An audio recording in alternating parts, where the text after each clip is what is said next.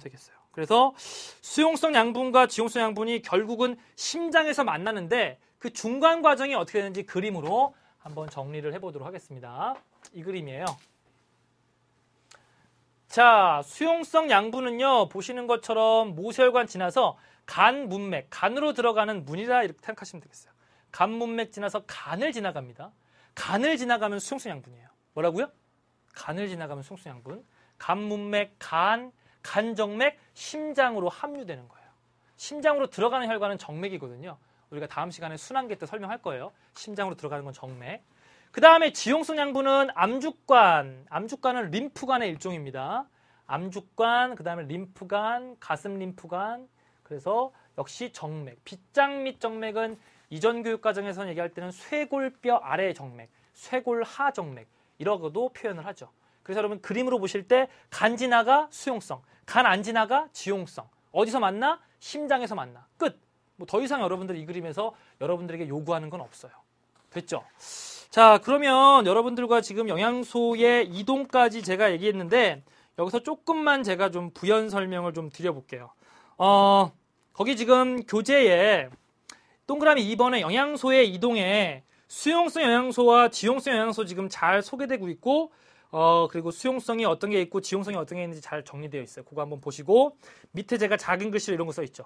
지방산과 모노글리세리드는 소장 상피세포에서 지방으로 합성된 후 암주관으로 흡수된다. 요 그림 제가 설명을 드렸으니까 그 내용도 이제 이해가 된 거다라고 보시면 돼요. 요 그림과 관련돼 가지고 하나 조금만 더 부연 설명을 해보도록 하겠습니다. 요 그림을 이런 식으로도 표현할 수 있는데요. 간이 있고요. 여기 이제 심장이 이렇게 있다라고 볼게요. 여기는 이제 장이에요. 소장. 됐죠? 이게 이제 여러분 여기서 이제 양분이 이쪽으로 가가지고요. 여기 있는 양분이 이제 일로 가죠. 여기에 이름이 간 문맥. 자, 빨간색은 잘 안 보이죠? 색깔을 바꿔볼게요. 여기는 간 문맥. 여기는 이름이 뭐예요? 이 이름은 좀 기억하셔야 돼요. 간 정맥이에요. 됐어요? 이 간이라고 하는 것은 혈당량 조절 기능이 있어요. 항상 여기에 혈당량이 0.1%가 유지될 수 있도록 간이 조절해 줍니다.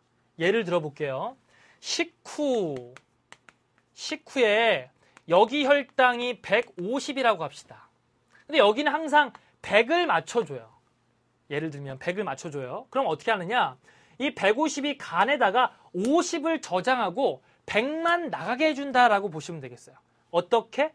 이렇게 포도당을요. 간에 다당류의 형태인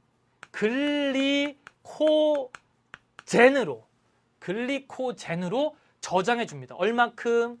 50을 저장하고 100만 항상 나가게끔 일정하게 유지해 준다. 혈당량 유지. 바로 여러분들 우리 생명과학 첫 시간, 두 번째 시간에 배웠던 항상성 유지인 거죠. 혈당량을 항상 일정하게 유지시켜 주는 거예요. 식후에. 또 한번 예를 들어 봅시다. 만약에 식전이라고 합시다. 식전. 단식을 했어요. 밥 먹기 전. 그래서 여기 혈당이 50밖에 안 돼요. 그런데 항상 여기는 얼마가 된다고요? 항상 여기는 100이어야 된다는 거죠. 이렇게 혈당량을 맞춰주기 위해서 이번엔 어떻게 하느냐? 저장되어 있던 글리코젠을 푸당으로 바꿔주면 되는 거예요. 얼마 바꿔주면 돼요? 50에다가 얼마 더하면 100이죠? 50 더하면 되죠? 여기 이제 50만큼이 다시 포도당으로 전환시켜 준다는 거죠. 바로 간이라고 하는 것이 혈당량 조절 기능이 있어요. 이 과정에 관여하는 것은 호르몬이에요. 여기에도 이제 호르몬이 관여하는 거고 여기에도 이제 여러분은 호르몬이 관여하는 거예요. 호르몬. 이 호르몬은 우리가 이제 항상성 파트에서 배우겠지만 혈당량이 높잖아요. 이걸 이제 혈당량을 낮게 조절해 주는 거죠. 혈당량이 너무 높다. 이걸 낮춰주는 혈당량을 낮춰주는 이 호르몬 이름 하나만 볼게요. 여기 여러분들 유명한 호르몬인 인슐린이라고 하는 호르몬이에요. 인슐린이라고 하는 호르몬에 의해서 포당을 글리코젠으로 이건 다당류입니다. 다당류 형태로 간에다가 저장해 주는 거예요. 간은 저장 탱크예요. 우리 몸의 저장 탱크 저장해 주고 일정한 양만큼 나갈 수 있도록 조절해 준다는 건데 이걸 여러분들 응용하면 이런 그래프로 한번 그려볼 수가 있어요. 자, 여기가 이제 시간이라고 보시면 되겠어요. 여기가 이제 식사를 했다.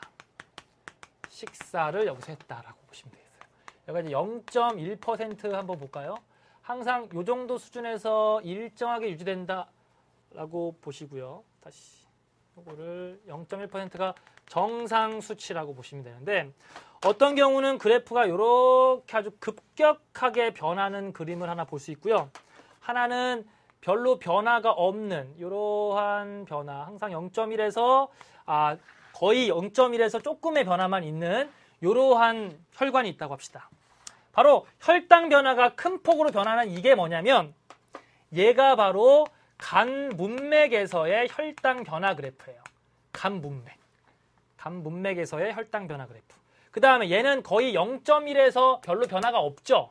그죠? 요게 이제 간 정맥, 항상 일정하게 유지되는 혈당 변화 그래프다라고 여러분들이 봐주시면 되겠습니다. 그럼 보세요. 밥을 먹게 되면 간 문맥의 혈당이 엄청나게 올라가죠. 그죠? 밥을 먹게 되면 엄청나게 올라가죠. 근데 간 정맥은 어때요? 간 문맥은 이 정도 올라가는데 간 정맥은 낮아요. 그럼 여러분들 요만큼이 뭐라고 해석하셔야 되냐면 간 문맥은 높은데 간 정맥은 낮다. 즉 여기 왼쪽에 있는 그림으로 이해한다면 간 문맥은 150인데 간 정맥은 100이라는 거죠. 그러면 요 차이만큼이 어디 들어가 있는 거죠? 간에 저장되어 있는 거죠. 뭐가 뭐로? 포당이 글리코젠으로 저장되어 있다고 볼 수 있겠어요. 그래서 요거를 여러분들이 뭐라고 읽으시면 되느냐?